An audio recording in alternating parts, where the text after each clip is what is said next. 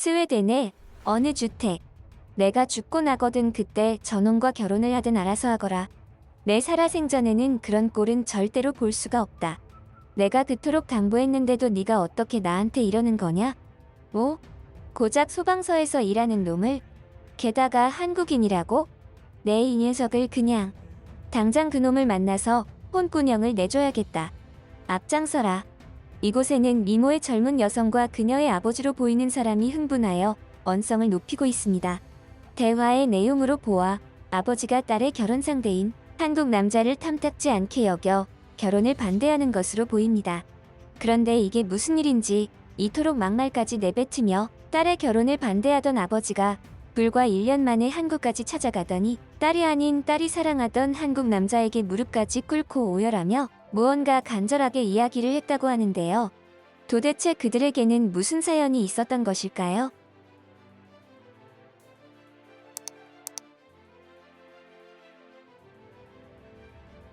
딸아, 너는 절대로 소방서에 종사하는 남자를 만나지 말거라. 소방관이야말로 세상에서 가장 위험한 일을 하는 사람들이야. 언제 목숨이 사달날지 그 누구도 모른단 말이지. 내 딸이 일찍이 남편 잃은 과부가 되는 꼴은 보기 싫구나. 그 전에 넌 언제 그 일을 그만둘 셈이냐? 이 아버지 가슴 졸여서 심장병에라도 걸리면 그때 그만두려고? 저는 스웨덴에서 소방관으로 근무 중인 평범한 여성입니다. 다른 국가들은 어떨지 잘 모르겠지만 우리 스웨덴에서는 여성이 소방관으로 근무하는 현상이 특이한 현상으로 취급되지는 않습니다. 우리 스웨덴에서는 아주 명확한 원칙이 하나 있거든요. 비상사태는 여성을 배려하지 않는다는 원칙이 바로 그것입니다. 우리는 이러한 원칙에 따라 여성 소방관도 남성과 동일한 체력 검정을 거치며 현장에서 무거운 장비를 다루고 화염 속으로 직접 뛰어들어 진입하는 등의 모든 임무를 수행하고 있습니다. 이러한 체계는 여성 소방관이 현장에서 남성과 동등하게 활약할 수 있도록 지원하며 성별과 관계없이 모든 소방관이 전문성과 역량을 발휘할 수 있는 환경을 조성하고 있죠.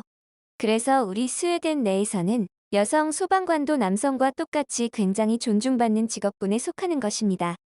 하지만 아시다시피 소방관이라는 직업 자체가 가지는 위험성에 대해서는 부인할 수가 없습니다. 그래서인지 저희 아버지는 저에게 늘 소방관 남자는 절대로 만나지 말라고 하시면서 저에게도 언제 그 일을 그만둘 것이냐며 닥달을 하시곤 했죠. 아버지 본인도 명예퇴직을 한 스웨덴 소방관 출신이면서 어쩜 저렇게 딸인 저에게는 소방관을 하지 말라고 보채는지 저로서는 답답한 상황이었습니다. 솔직히 아버지의 이런 이중적인 모습이 좋게 보이지는 않았죠. 이 당시에 저는 아버지가 어떤 이유 때문에 저에게 이런 말들을 하시는지 제대로 알지 못했으니까요. 그래서 저는 늘 그런 말을 하는 아버지에게 제발 걱정하지 마시라며 안심을 시켜드리곤 했습니다. 하지만 결국 저는 그런 아버지의 걱정에 대한 약속을 지키지 못하는 딸이 되어버리고 말았지만요. 최근 들어 저에게 있어서는 인생 최악의 날이라고 해야 할지 아니면 인생 최고의 날이라고 해야 할지 헷갈릴 정도의 날이 있었습니다. 그것도 저에게는 아주 중요한 날이었죠. 제가 소속된 소방서에서 진행된 세계 소방 문화 교류 국제 협력 프로그램이 진행되면서 저에게는 놀라운 일들이 벌어졌어요.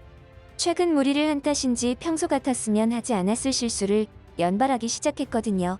하지만 저는 그 실수들로 인해 제가 그동안 아버지의 가스라이팅에 중독되어 진짜로 제가 원하던 것이 무엇인지 깨닫는 시간이기도 했습니다. 그러기에는 너무 대가가 컸지만요. 저는 아버지의 평소 발언들 때문에 소방서에 종사하는 남자들을 남자로 보지 않았습니다. 실제로 저에게 관심을 표하고 호감을 표시해준 좋은 남자들도 많았지만 그때마다 저는 그 사람이 소방관이라는 이유로 밀어내곤 했죠. 아버지를 실망시켜드리고 싶지 않았기도 했고 저 스스로도 아버지의 평소 발언들을 들어서인지 남편으로는 합당하지 않다는 생각이 들기도 했으니까요. 최근 저희 소방서에서는 대규모 재난 발생 시 우리 스웨덴의 대응 시스템을 견학하는 시간이 있었습니다. 본보기조에 편성된 저는 대형 공장에서의 화재를 연출하기 위해 장소를 물색하고 해당 장소의 위험 요소들을 파악한 뒤 모두 제거하는 역할을 맡았습니다.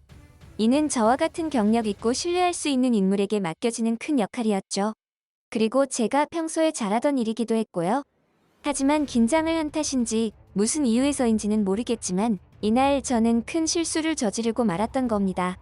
그러한 실수 사실도 자각하지 못한 채 훈련은 진행되었고 가상의 대형 공장 화재를 연출하기 위해 실제로 공장 일부에 불을 질렀는데 작은 폭발음이 나면서 느닷없이 불이 다른 곳으로 옮겨 붙기 시작했던 거예요. 저는 공장 내부에 진입하여 불을 진압하는 과정에서 그러한 일이 발생해버리자 너무나도 크게 당황을 해버렸죠. 훈련을 위한 가상의 시뮬레이션 상황이었지만 실제 상황이 되어버린 것은 한순간이었습니다. 하지만 불이 옮겨 붙는 정도야 베테랑 소방관들이 모여있는 이곳에서 아무런 문제가 되지는 않았습니다. 초반에 조금은 당황을 하기는 했지만 금방 불을 끌 수 있었으니까요. 하지만 진짜 문제는 그것이 아니었죠. 불이 옮겨 붙은 곳이 제가 미처 체크하여 없애지 못했던 공장의 유독가스 물질이었던 겁니다. 불을 끄기 위해 소화기와 물을 이용하여 끄려고 했지만 오히려 유독가스가 더욱 강하게 누출되는 바람에 꼼짝없이 이곳에 있는 모두의 목숨이 위태로운 지경이 되어 버리고 말았죠. 방독면을 착용하고 있던 저희들은 그나마 버틸 수 있는 시간이 있었는데 그마저도 어느 순간부터는 제가 착용한 방독면에 문제가 생긴 듯 했습니다.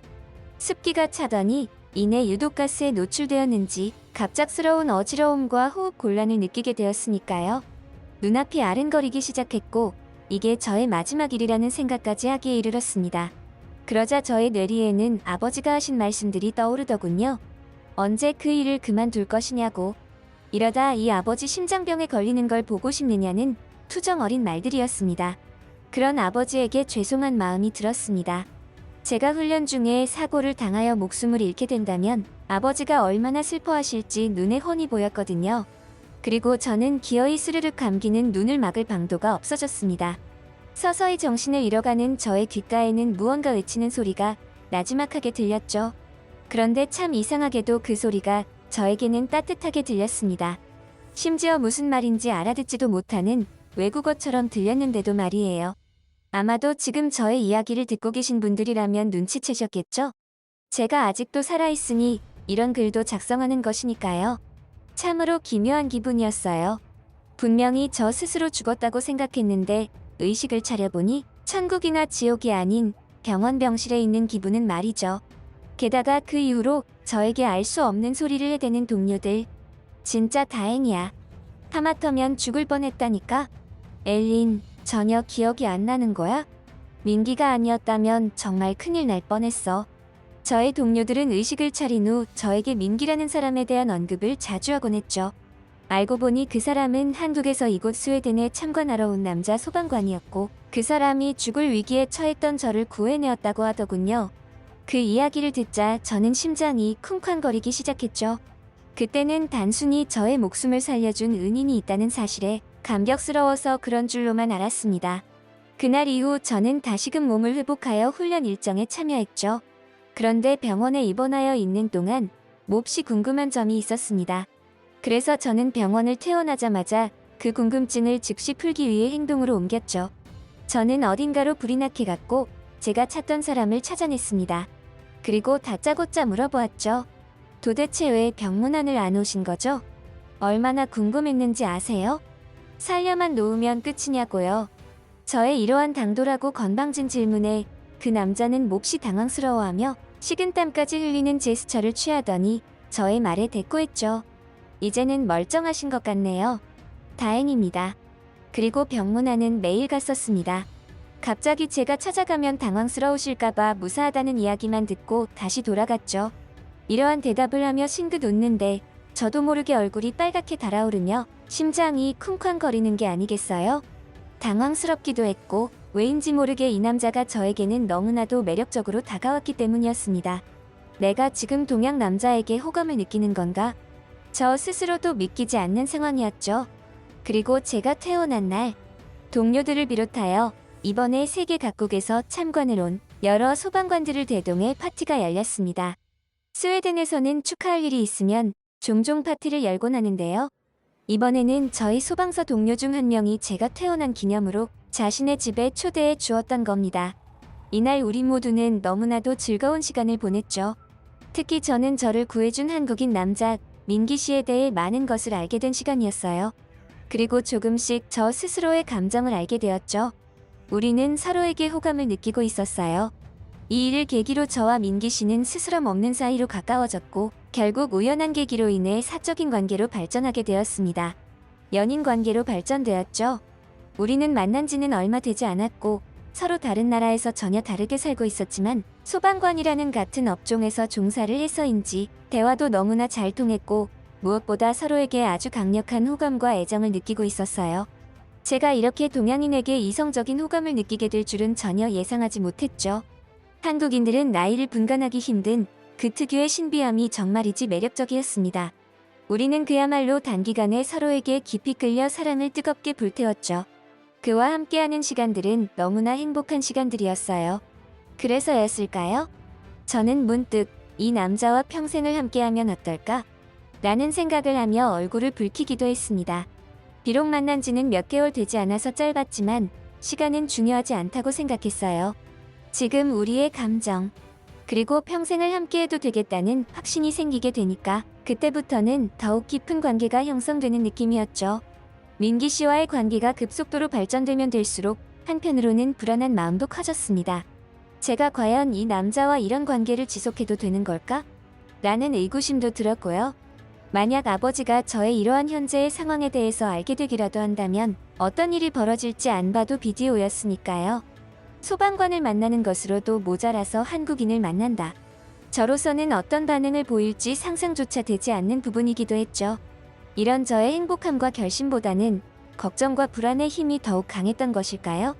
불행은 너무나도 갑작스럽게 찾아왔습니다. 저의 귀가 시간이 조금씩 늦어지고 저의 행색이 평소와는 다르다는 것을 아버지가 기어이 눈치를 채버리신 거예요. 저는 그런 것도 모르고 그저 민기 씨를 만나는 거에 현혹돼서 방심을 해버린 거였죠. 그렇게 저는 느닷없이 외출 준비를 하는 때에 허를 찔리고 말았습니다. 아버지의 툭 하고 내뱉은 질문에 그만 무의식적으로 사실대로 말을 해버리고 말았거든요.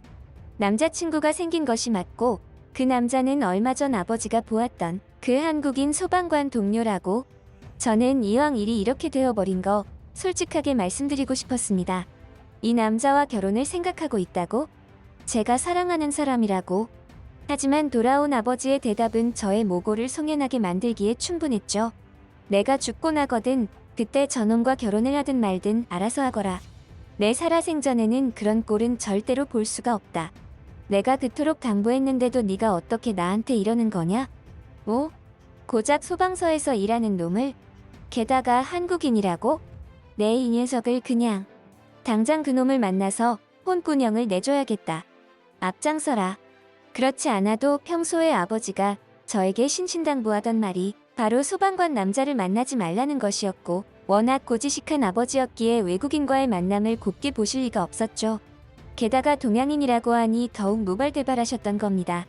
요즘처럼 국결이 판을 치는 글로벌 시대에 그런 게 뭐가 중요하다고 저러시는지 이해가 되지 않았지만 아버지의 세상에서는 그렇지 않았나 봅니다. 저도 너무 답답해서 아버지에게 물어보았죠. 도대체 무엇 때문에 그토록 소방관에 종사하는 사람을 만나지 말라고 하는 것이냐고요. 하지만 아버지는 끝내 그 이유에 대해서는 함구하시더군요. 아버지는 이중적이게도 자신이 소방관을 명예퇴직하였다는 사실에 굉장히 자부심을 가지고 있었기에 소방관이라는 직업에 반감을 가지는 건 아니라고 생각했습니다. 저는 아버지의 이러한 반대에도 불구하고 마음을 굳게 먹고 말씀드렸습니다. 결혼까지 생각하고 진지하게 만남을 가지는 것이니 아버지도 그렇게 알아달라고. 그러자 아버지는 그때부터 표정이 싸늘하게 식더니 저와는 아예 대화조차 하지 않으시려고 했죠. 그리고 얼마 후 아버지는 기어이 민기 씨를 직접 만나버렸습니다. 자네는 한국인이 왜 스웨덴에 이토록 오래 머무르는 것인가? 이래도 되는 건가? 그런데 이상하게 낯이 익은데 혹시 나를 만난 적이 있는가? 묘하게 닮았어. 동양인들은 다들 비슷해서 누가 누군지 알아먹을 수가 없으니 뭐 아무렴 상관없지. 각설하고 본론만 간단하게 이야기하지. 자네는 내 딸을 위해서 소방관을 그만둘 수 있겠나? 그럴 수 없다면 나는 자네를 내 딸과 절대로 결혼하게 내버려두지 않을 거야. 반대를 할 수밖에 없다는 말이네. 잘 생각을 해보게. 가족의 반대를 무릅쓰고 고집을 피워봐야 결국 불행해지는 건 내 딸과 자네 둘 모두에게 해당할 테니 두말하지 않겠네. 좋게 말할 때 헤어지게. 아버지가 민기 씨를 직접 만나 저와의 이별을 종용했다는 사실을 민기 씨를 통해 알게 된 저는 몹시 불안해졌습니다. 제가 불안했던 이유는 다른 게 아니라 딱 한 가지였어요. 민기 씨가 흔들리면 어쩌지? 아버지의 이별 종용으로 저와의 만남을 재고한다든지 만에 하나라도 진짜 이별을 생각하기라도 한다면 저는 견딜 수 없을 것만 같았거든요. 제발 민기 씨가 흔들리지 말고 마음을 굳건하게 먹었으면 좋겠다는 생각을 했습니다. 그래서 저는 민기 씨가 흔들리지 않도록 그에게 최선을 다해서 설득을 하려고 했습니다. 아버지의 말은 너무 신경 쓰지 말라고. 결국에는 아버지도 내 의견을 존중해 줄 것이라고 말이죠. 하지만 민기 씨는 한동안 굳은 표정으로 저를 대하며 무언가 깊게 고민하는 듯한 모습을 보여주었죠. 그리고 아니나 다를까 민기 씨는 결국 저에게 폭탄 선언을 해버리고 말더군요. 엘린, 할 말이 있는데 말이야. 아무래도 이건 아닌 것 같아서 가족을 저버리고 우리만 행복하자는 이기적인 선택은 할 수 없을 것 같아. 나를 위해서도 그렇고 엘린 너를 위해서도 결국 우리 둘 다 불행하게 될 테니까. 기어이 이별 선언을 해버리는 민기 씨가 야속하고 미운 순간이 아닐 수 없었습니다. 그래도 저는 자존심이고 뭐고 집어던진 지 오래였기에 다시 한번 생각해보라고 그를 타일렀습니다. 이대로 헤어지기 싫었으니까요. 하지만 이미 혼자서 많은 생각을 해버린 민기 씨의 결정은 지금 이 순간에는 되돌리기 어려운 듯 보였죠. 더 이상 매달린다면 서로에게 더욱 부정적인 영향만 끼친 채로 제가 원하지 않는 결과만 나타날 것 같았습니다. 그래서 저는 결국 민기 씨의 결정에 따르기로 했죠. 그런데 저의 생각보다도 훨씬 민기 씨를 사랑했었나 봐요. 이별을 한 뒤로 저는 죽기 일보 직전까지 몸이 아파왔고 정신이 피폐해질 정도로 서글펐거든요. 그 어떤 것에도 집중할 수가 없었죠. 아무 일도 하지 않으면 늘 제 머릿속에는 민기 씨와의 행복했던 추억들이 떠올랐고 일부러 잊기 위해 무언가를 하면 몸은 분명히 그 일을 하고 있음에도 불구하고 저의 눈에서는 눈물이 주르륵 흐르곤 했어요. 그렇게 저는 스스로 폐인이 되어가고 있었죠. 이대로는 도저히 안 될 것 같았어요. 이러다가 정말이지 극단적인 선택까지 감행할 것 같은 불길한 기분이 들었기에 뭐라도 해야 한다고 생각했죠. 그래서 저는 평소에도 한 번씩 시간이 날 때면 가곤 했던 동물보호소에 자원봉사를 나가게 되었습니다. 이곳에서 제가 좋아하는 동물들을 보살피기라도 해야 머릿속에서 민기 씨의 기억을 잠깐이라도 지울 수 있을 것 같았거든요. 그런데 이게 무슨 운명의 장난일까요? 저는 이곳에 도착하자마자 저의 두 눈을 의심해야만 했습니다. 아니, 민기 씨가 왜 여기에? 알고 보니 민기 씨는 이곳에 자신이 돌보던 진돗개 한 마리가 있었는데 소방관이라는 직업의 특성상 혼자서 돌보기가 어려워 이곳에 의탁해왔다는 거였죠. 해당 진돗개는 원래 민기 씨의 아버지가 키우던 개였는데 아버지가 근무 중 사고로 돌아가시는 바람에 자신이 키우게 되었었다고? 처음에는 어색하게 인사를 나누던 저와 민기 씨는 어느새 자연스럽게 그동안 서로에 대해 제대로 알지 못했던 깊은 속마음과 사연들에 관해서 이야기를 나누었습니다. 그래서 내 아버지는 동료를 구하려다가 화마에 집어삼켜졌지. 원래 이 얘기는 누구한테도 하지 않는데 엘린에게는 어째서인지 하게 되네. 이날 저는 확실하게 깨달은 것이 있었습니다. 저라는 사람은 아직도 이 남자를 끔찍하게 사랑하고 있다는 것을요. 그리고 절대로 포기하고 싶지 않다는 것을 말이에요. 그래서 저는 다시 한번 용기를 내었고 진지하게 민기 씨와 이야기를 나누었습니다. 저의 주된 주장은 저의 아버지의 반대에 맞서서 정정당당하게 한번 싸워보자는 설득이었습니다. 그게 우리의 진정한 행복을 위한 최선의 방법이라고 말이죠. 이번에는 민기 씨도 저의 말에 어느 정도 동의를 해주었고 그 덕분에 큰 용기를 낼 수 있었습니다. 저희 아버지에게 당당하게 같이 찾아가서 허락을 받는 거였죠. 하지만 역시나 아버지는 호락호락하지 않았습니다. 민기 씨와 같이 온 것을 확인하더니 말 한마디 없이 문을 다시 닫아버리셨거든요. 사실 저와 민기 씨는 어떤 결과가 나온다 하더라도 같은 행동을 옮기기로 약속을 했던 터였습니다. 우리가 미성년자들도 아니고 서로 사랑한다면 누군가의 허락 없이 결혼을 할 수 있었기에 아버지가 반대하더라도 우리는 결혼을 하기로 약속이 되어 있었죠. 다만 아버지를 비롯한 가족들의 축복을 받으며 행복한 결혼을 하고 싶었기에 그 희망 하나로 아버지를 만났던 거였습니다. 그 이후로 우리는 곧바로 한국으로 넘어갔습니다. 한국에서 결혼식을 올리고 한국에서 살아가기 위해서 집도 한국에서 알아보았죠. 비록 저희 가족들의 축복을 받지는 못한 결혼이었지만 민기 씨의 어머니와 지인들의 축복을 받을 수 있어 충분히 행복했습니다. 한국이라는 나라는 저에게 몹시 낯선 나라였습니다. 민기 씨를 알기 전에는 잘 알지도 못했었거든요. 하지만 제가 직접 살아가고 있는 한국은 정말이지 사람이 살기에 너무나도 좋은 나라였죠. 몇몇 사람들은 다소 성격이 다급한 부분들이 있어서 무섭게 느껴지기도 했지만 그런 사람들조차도 그 내면은 누구보다 따뜻한 사람들이라는 것을 알고 난 이후부터는 오히려 그런 부분들이 귀엽게 느껴지더라고요. 그 어떤 민족보다 배려심이 깊고 따뜻한 감정을 지닌 것이 한국인들이라는 것을 하루하루 깨달아 가고 있었죠. 게다가 최근 들어 한국의 문화가 세계를 강타하고 있다는 것을 듣기는 했지만 그래봐야 아시아의 작은 나라인데 뭐 그렇게 대단하겠느냐는 생각을 했던 것도 사실입니다. 하지만 한국은 다르더군요. 막상 와서 살아보니 과연 전 세계에서 손가락에 꼽히는 선진국이라고 불릴 만하다는 생각이 들었습니다. 너무나도 편리해서 자가용이 필요 없을 정도인 교통 시스템. 마음만 먹으면 한국 내에서 대중교통으로 못 갈 곳은 단 한 군데도 없는 듯 했습니다. 그 점이 정말 좋았죠. 게다가 음식들은 또 얼마나 맛있는지 스웨덴의 음식들은 생각조차 나지 않을 정도였어요. 저는 이처럼 한국의 매력에 흠뻑 빠져서 정신없이 하루하루를 보내고 있었습니다. 그 일이 있기 전까지는요. 민기 씨가 퇴근 시간이 다 되어서 느닷없이 저에게 연락을 해왔고 오늘은 저녁을 집에서 먹지 말고 외식을 하자고 하더군요. 그래서 아무 생각 없이 외출 채비를 하는데 다시 한번 전화가 울렸습니다.